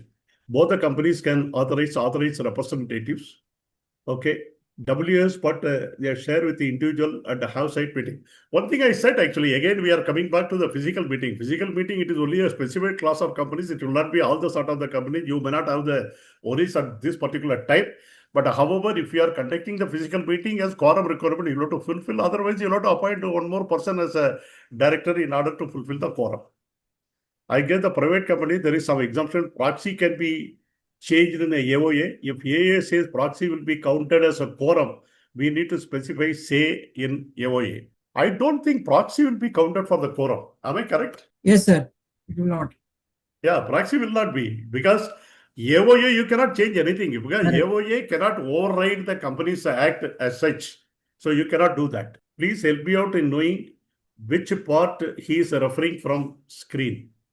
Okay, anyway, he is coming back to this. I have come across companies which have such directors whose DIN number is actually deactivated, but they continue to be the director and companies do not upfrontly put the vacation due to the many reasons. And there is an upfront wanting of the anything if comes up vacation, those colors. So even if the law is made, there is no practical adherence until there is strict monitoring and flagging off by the regulators. To be very frank with you, I do not know whether you people are all going through the cases, etc. Very recently, especially after the digitalization, the various ROCs across the country very effectively, they are actually using the digital mode to identifying the non-compliance. In fact, the particular questions which you are raising, in one of the company, people who are actually deactivated TIN, non-KYC compliant, they have signed the financial which has been actually submitted. That the ROC has come very heavily. They have not only paralyzed, they have taken the further actions also. All these check and balances are definitely available. And we have to comply. When you say comply, we cannot find out the loopholes. Professional has to advise, KPs have to advise. We have to do that because we have to hold the professional excellence. We cannot find out the loophole. Can we appoint a director directly in the AGM, not in the board meeting as an additional director? Please clarify, because there is no explicit condition to appoint in the board meeting only as additional director. You see, let us understand the provision. Provision is what? Provision is director is appointed by the members. If the members, by reason or something like that, you want to fill up the vacancy in between, then the board has given to appoint the additional director. If you are talking the AGM, who is the appointing authority? Appointing authority is shareholder. When the shareholders appoint, it is automatically a director. There is no question of additional director. Additional director comes only in the board meeting. So please go through when we insist companies that as per the law is non-compliant, as per the law, this is the non-compliant, you have actually reactivated the DEN in your position is considered as vacated. Do they simply say that nobody is saying anything and there is no impact on the company functioning? We will see when anything comes from regulator. So this is demotivating. Hemant, your views? Yes, sir. I mean, if this is the case, it's definitely demotivating. If he's a director in the foreign company, should it actually include the annual disclosure? No, the directorship should be with the Indian company only. I think foreign company directorship will not be counted according to me. Am I correct? So we'll have to, I mean, generally why people include it is is for the related party transaction, so that we come to know whether the transaction falls with the related party or not. So for that purpose, people wants to include that so that we have everything on one place. Why the same statutory auditor and financial audit and secretarial audited for secretarial audit when both are statutory audits? Name should also be aligned now. Why the name statutory auditor and financial audit and secretarial auditor Yes, for they have secretarial? aligned the name. Now they are calling it as secretary auditors only. Yeah, that is what it has come now because he read out section 204 where they are calling secretarial auditor. Correct. When we can download the notes of the Corporate Law Amendment Bill 2025, please share link in the same. Namani is asking site where you can actually download the. It's available on Rajya Sabha website as well, and even various government websites. So you can just Google it. I also saw actually the government website only. I don't exactly recall, but it is the government website. I downloaded from the Rajya Sabha website. This is in connection with the section 167, vacation of the office. If a director vacates office, whether all the actions taken by such auditor post vacation or office up to 6 months will be valid and legal. If the vacation is due to some disqualification, maintaining the validity of the contracts entered in the third party and approved by such director, whether will be questionable. Please give your view on this. See here, the question you have to actually examine when you say director vacates the office. Director vacates the office for different reasons. But when you are talking the contract tender, whether it is valid, legal, etc., the director himself is not entering the contract. The contract is entered by the company entirely after taking a collective decision by the board of directors. So in such a cases, I don't think there will be any invalidity, etc. and all the things as per the contract and other things and all, because the contract comes with the picture between the company and the other party. That is the thing. If the vacation due to the disqualification, meaning the validity of the contracts entered by the third party and approved by such director. See, director cannot approve a contract. It is the board approves actually. That is the thing. So single director cannot actually constitute any action because it is a collectively board. If the board has discussed, other people are there, they are actually entered. So it will be valid. There is no issue on this. That's what I think. The doctrine of indoor management, I think, will apply. Can a KMB holding the company be appointed as KMB more than one subsidiary company? There is already a provision for company secretary who can hold a position in a subsidiary company. That position is actually there, not otherwise in other companies. Yeah. Only one subsidiary, not more than one. There is a dispute is there because the singular users, plural users, singular. In practically, I have seen a company secretary holding position in 3 companies, 4 companies also. So far, regulatory action is not there. Interpretation says that singular include plural subsidiary. That's what they say. Anyway, as of today, there is a subsidiary company is actually provision is there. But one thing is there, Hemant, what you call that? We used to have that ECI, CSIN. Yes, That was yeah, permitting correct. only one subsidiary, One, not one more only. than one subsidiary. Correct, Yeah, correct, sir. that was actually there. I think it will be the conflict of the interest, definitely not possible. Yeah, that is right. You answered already. If out of only 2 directors, 1 director participate in the affairs of the company, and because of the functioning of the board, what could be the solution? What is that? If out of the only 2 directors, 1 does not participate in the affairs of the company and cause halt in functioning of the board, what could be the solution? You know, to increase the number of directors, that is one thing. Otherwise, you know, to approach the regulatory authorities, because anything you want to do, quorum requirement is to be fulfilled. Otherwise, there is a violation. Because there is no, the reasonable thing is there, you know, to increase the number of directors in order to fulfill the requirement. What is the rationale behind constituting NFRA as a body corporate? So NFRA we will discuss. Yeah, Next Yeah, point is NFRA, we actually talked about it. NFRA is actually already there. It has been there. But the only question is, what is the rationale behind constituting NFRA as a body corporate, he is saying. So it would be for perpetual succession. I mean, giving more powers to them so that they have their own act. They can build and they can come out with a lot of things. Yeah, correct. Because they are strengthening the position, they are giving the more powers so that, the better compliance is actually met with the audit related activities. If the 9 rule B is applicable, can a company in a particular financial year and later on it is not applicable due to amendment in law, the company has not taken ISIN and has not complied with the rule 9B ever, whether is there any non-compliance? See, law comes into effect not with a retrospective, law comes with the effect from prospective. Whatever in the past violations remains, so it continue to be a violation, it will be dealt accordingly. That is very clear. Just because today it is changed, yesterday you have done a mistake, it is not there. It is something like that. What you call law changes with prospective, not retrospective. That you have to remember.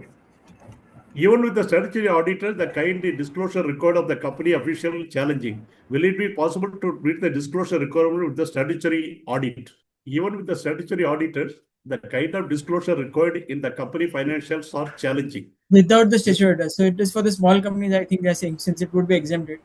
So, yeah, that is right. Yeah, they will come out with some rules. I mean, we don't know how, instead of appointing statutory auditors, they would ask some, I don't know, there would be some rules to govern this. So government will keep in mind. If there are only 2 directors of the private company, can the board appoint the director as authorized signatory? In this case, director appointing himself will not be a conflict of interest. I really don't follow this question actually. If there are 2 directors in a private company, can the board appoint a director of authorized signatory? In this case, the director is appointing himself will not be conflict of the interest. No, he's just authorized signatory. So there's no conflict of interest as such, because both directors have approved the thing that the person is going to sign.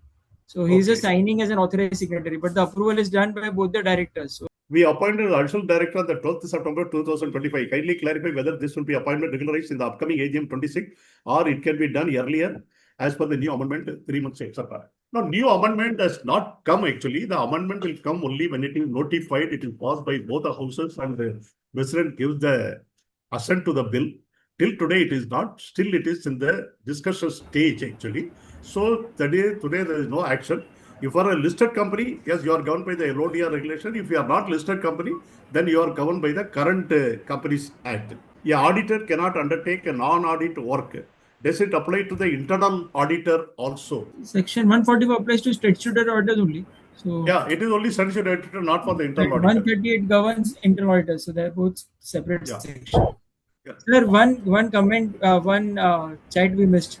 Someone has very nicely written here that in today's session, Bala sir is the man of the match, sharing his expertise. So I believe he's not the man of the match, but man of the series. For the entire series, he's been sharing the knowledge. No, it is. It is not like that. It is always a teamwork because the expert like you are all actually sharing it. I being an old timer, yes, I try to contribute whatever the possible things are. Yeah. I saw As a that man of comment, the but series, not the match. Yeah. I saw that comment, but that is not the question. That is why I did not read it. Yes, Naman, go ahead. I think we'll have to rush up because it is already Yeah. 12:50. So this is the last section that we will discuss for Companies Act, and we will Yeah. push to LLP. Yeah, And I sure. hope that all the questions has also been answered. Okay. No, all the questions have been answered so far. Any fresh question comes only will be there. So, sir, we will proceed with the last section of that we will discuss for Companies Act is Section 132 with regards to NFRA. For NFRA, they have proposed in detail, but we will be covering highlights because it's a very detailed section. We are not going in depth. So originally, NFRA was mainly a regulatory body for accounting and auditing standards. Now it has been proposed NFRA is being strengthened into a more autonomous body corporate with expanded regulatory disciplinary staffing delegation and process powers. And their key changes includes explicit body corporate status. It covers extended to body corporate chairperson or executive body delegation powers has been given. Then broader enforcement outcomes referral to central government, and also stronger penalty and debarment consequences for non-compliances, validation clause for defects in constitution and appointment procedure. So the key change is NFR is upgraded from standards monetary authority into a much more powerful independent enforcement regulator with wider jurisdiction and tougher sanctions. So even there are new sections has been inserted from section 132A to 132K. Yeah, very much. Okay.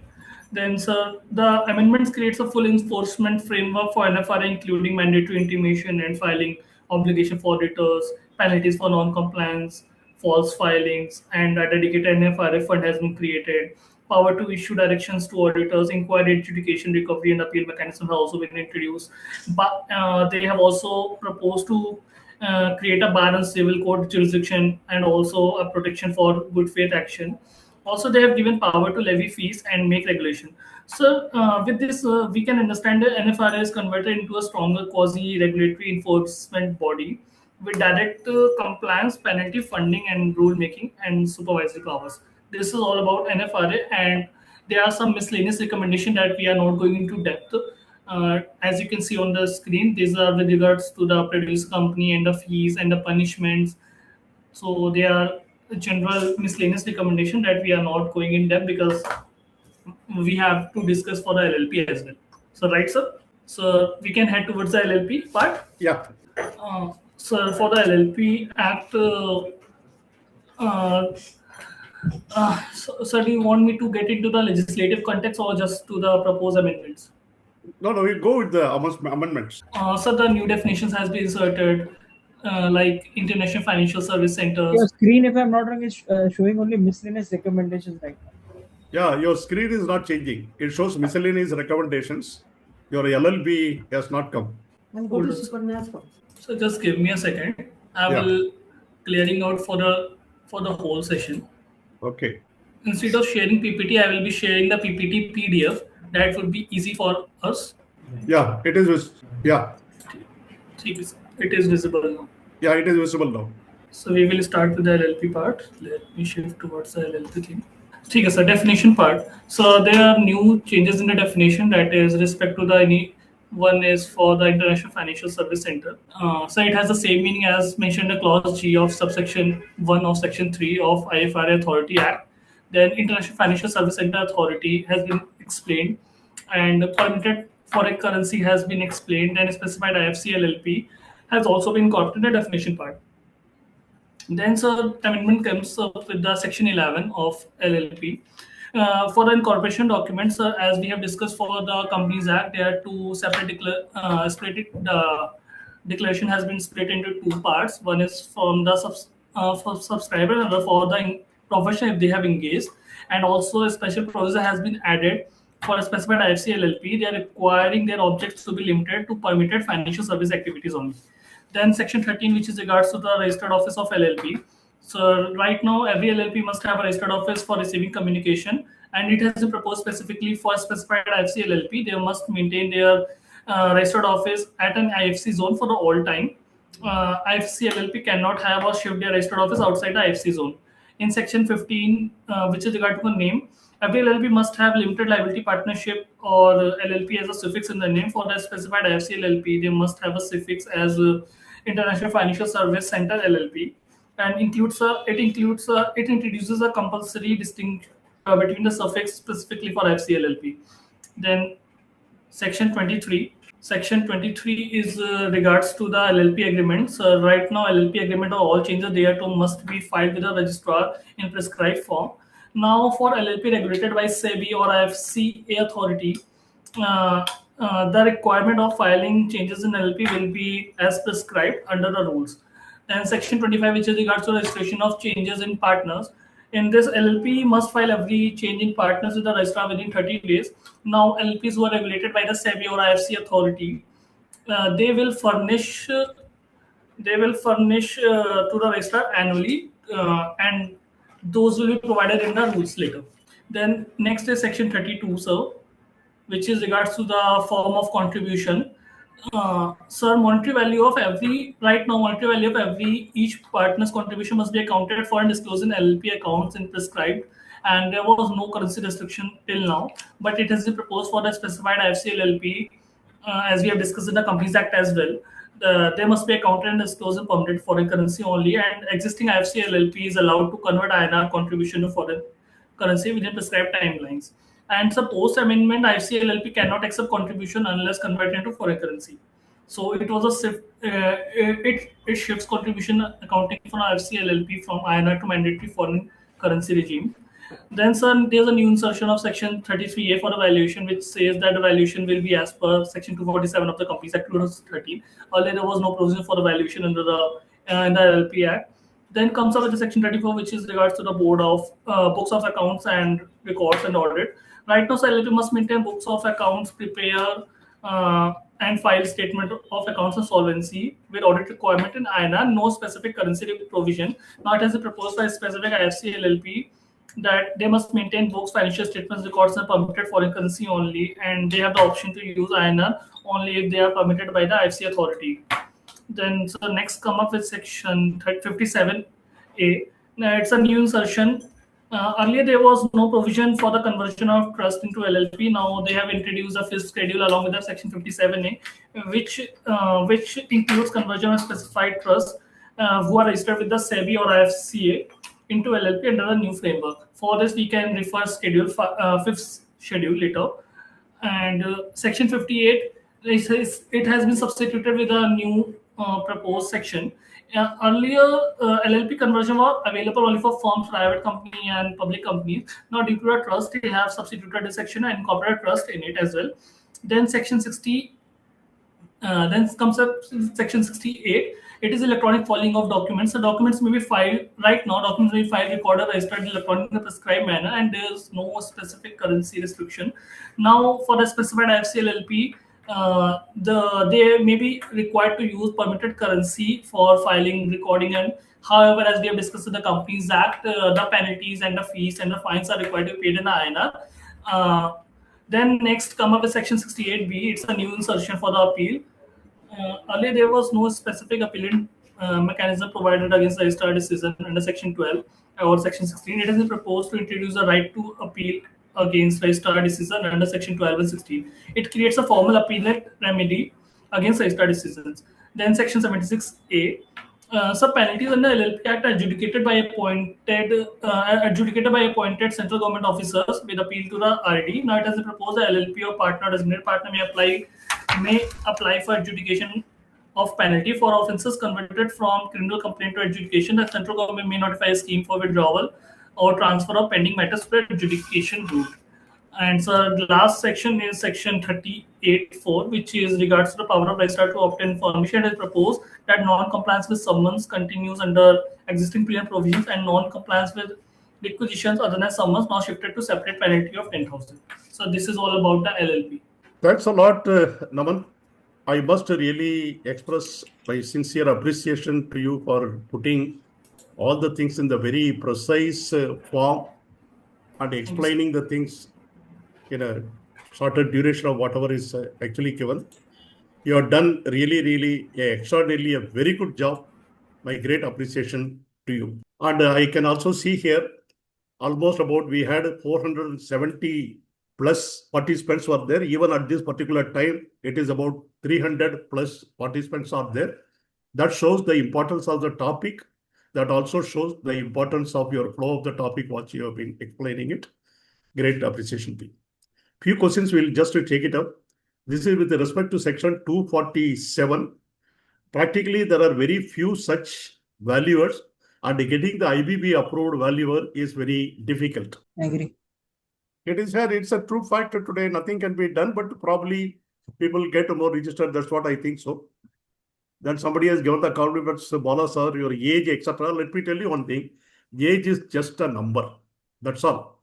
To be very frank with you, I keep myself very fit. I go in the morning about half an hour, 45 minutes for gym. I go for about, again, swimming for about half an hour, 45 minutes. So I keep myself flexible. I keep reading. I keep updated.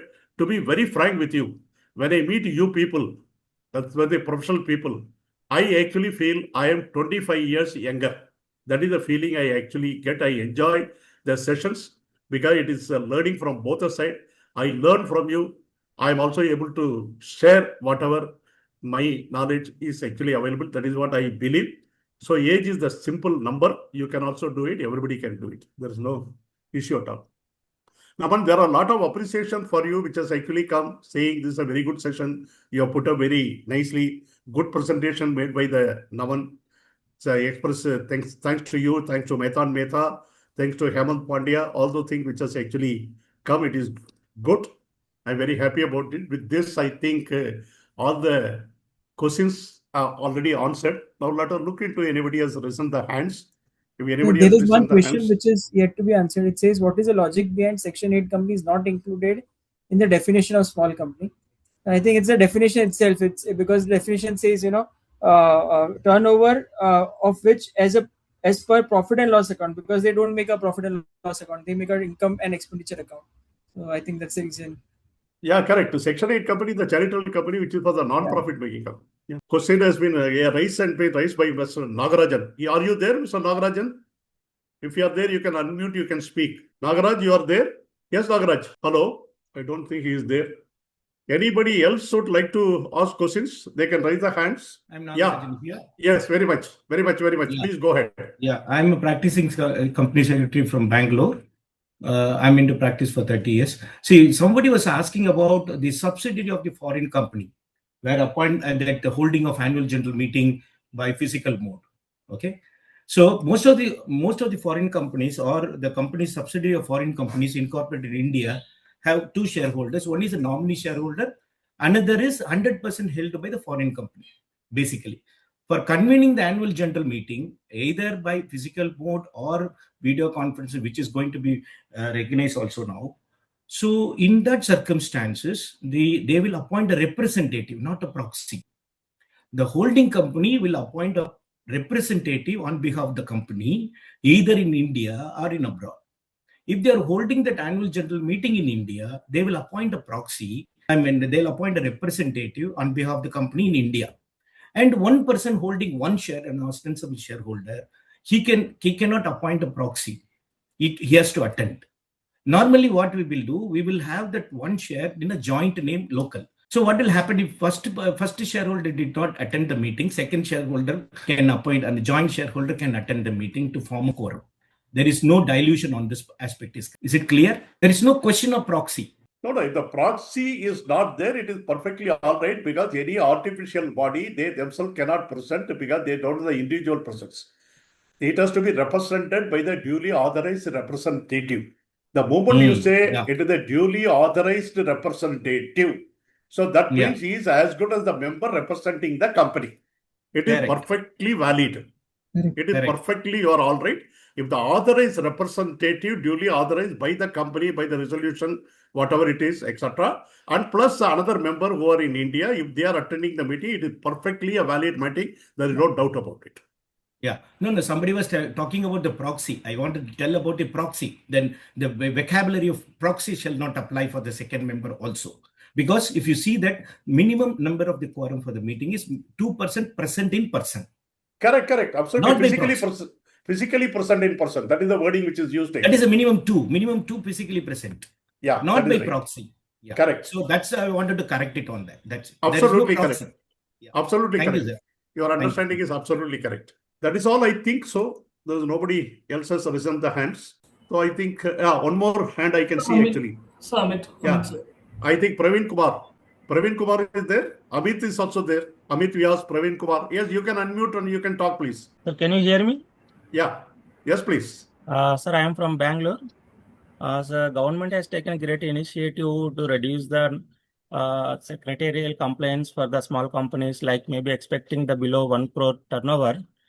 But keeping the other side, if the directors or the management having turnover of 3 to 4 crores, they can take the option of going to creating using the other company names, the turnover.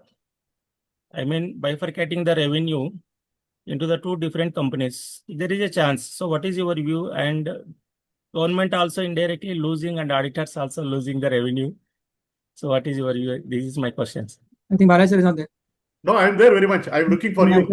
Okay. Yeah. You are waiting. I was waiting for you. So my question is over. My question is over. Yeah. Understand. So, sir, I mean, what you are saying, someone can find a loophole and, someone can do this. So loophole can be found anywhere, if they want to find. But the way government has come is something, to give create an ease of business and not, allowing loopholes. One fine day, government finds there is a loophole here and people are using it in a very wrong way. I think then there would be another amendment which would disrupt entire, good people also who are, doing it in a proper way. So that is a thing that can happen. And just to tell you, the turnover is not 2 crore, but the turnover is 200 crore, and the paid up share capital is 20 crore. So it's a large amount. It's not a small amount, but definitely, someone if wants to play with it, they can play with it. See, always the people has to go not only by the letter of the law, but also the spirit of the law. Yes. We, all the professionals should also accordingly advise and do the thing they have to tell the pros and cons. Many times I keep telling, the director don't listen. It is not the question of director not listening. Please bring to the notice of the directors a concern adjudication orders. Please tell them this is what the case it has happened. This is what it is. This is the result. So compliance is how important. We have to ensure the compliances. As a Hammonds puts it, the people want to do. That means, the unscrupulous people, they wanted to bend the law, wanted to do the loophole. Yes, it might happen, but the law will take its own course of time. That will definitely bound to be there. Because we are here to hold the professional ethics and values and advise rightly to the organizations rather than, addressing these sort of the issues. That's what my sincere view actually. My only view is now, going forward, let all of us as a compliance, just not think about compliance, but now let us ensure everything is beyond compliance. So everything wherever we can give our proper inputs. It's not only tick the box, we are complying with this. It has to be in spirit. It has to be in culture. I always say this, compliance is not only for compliance department. Compliance is everyone working in the organization. Everyone has to be compliant, and that is how it has to be. So we have to be now beyond compliance. Yeah, absolutely, I agree with you. Absolutely, I agree with you. See, I spent almost about nearly 20 years in a listed company. Those days, I'm talking about 1956, when the nationwide trading terminal was not very popular those days. There was only BSC, because NSC came much later. That time, we had the various exchanges situated across India. We unfortunately had that time listed in Pune Stock Exchange, Calcutta Stock Exchange, Madras Stock Exchange, Bombay Stock Exchange, like that. But we were actually concerned about the compliance of with all the stock exchanges. That is the thing. And ultimately, the things have changed actually. But during my 20 years of the tenure in that particular company, not even a single year, let me make it very proud statement, not even a single year we have received any show cause notice. Not even a single year we got any stringent actions, etc. I had never visited any of the ROC officer at all. I was not knowing where is ROC office. That was the issue which I had dealt with the listed company actually. But to be very frank with you, At the age of 67, I took up a job. I served about 5 years in a private and unlisted public companies in a group, where in the 5 years' time, the enormous amount of non-compliances which I came across, compounding application that time, later on it became adjudication, those applications, and I had an opportunity to visit ROC Bangalore, ROC Ahmedabad, ROC Bombay, ROC Delhi, ROC Calcutta, RD Calcutta, RD Delhi, all these things. Not only that, ultimately company went for the amalgamation and merger, merging about 12 companies into one single company. I had an enormous opportunity visit NCLT, working with the professional and dealing with the thing. This is the longest merger time I have seen. Almost it ran for 4 years to get this company merged. Ultimately, 12 companies got merged in one company. I must say, actually, in the private and listed public companies, there are a lot of things to learn, which I learned, which I have not learned in 20 years in the listed company, which I have learned in 5 years period time in the private company and listed public companies. Because after seeing that only, I started writing articles. Some of you might be aware, you might be reading the article which I'm writing on a taxman on the various non-compliance. It is only after seeing this, I thought I will share whatever the things are kept, what can go wrong. That is why I started doing that, so that our professionals are aware what can go wrong, what reaction we can take. We can always hold our professional and ethical values. That's what I believe. That is the whole purpose.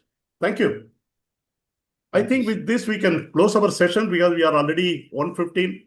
Session was really highly participative with the people, larger participation, larger people. I can see a lot of interaction which actually came. And I am very personally thankful to Hemant, who actually shared his valuable inputs. It is really a learning process for me also. Many things which I could actually see the practical. Although I am keeping in touch with whatever is happening, the practicality when it comes, it is really the people who are actually on the field. We learn what is the practical thing, what is the reality which is happening, that is added to my knowledge. Again, I am very thankful to all of you. Anyway, we will wait and see what happens, what is the amendments which are actually coming, what is going to be there. Maybe if the time things there up to the amendment, we may hold one more seminar also at a later stage. That's what I think. With this, I take the opportunity for thanking each one of you for your larger participations. And thanks to Naman once again, with my great appreciation for you. There are a lot of things which has already come. People have already appreciated you so much. Thanks to Hemant once again. You have been, constant people who are actually in touch with us. You have been actually coming frequently. People also would remember you. I cannot forget your enormous contribution when you heard that the NFFC series. There are a lot of things which came. You shared your real knowledge. Thanks a lot, Hemant. Thank you. Thank you, everyone. Yeah. With this, we close our session. Thank you. Naman, my appreciation to you also. Very nicely done. And sir, though we are we are into employment right now, but it's always learning from you, sir. You all stalwarts. We just think if we are stuck, we just call you guys, and we get the answers. So thanks for guiding us every time. Thank you. Thank you so much, Bala sir and the Hemant sir, for coming up and helping me out at every stage of this session. Thank you so much, sir. Thank you. And also for the appreciation that you have given me. Also, thank you. Thank you. Have a good weekend. We meet in the next week in some other session. Thank you. Thank you.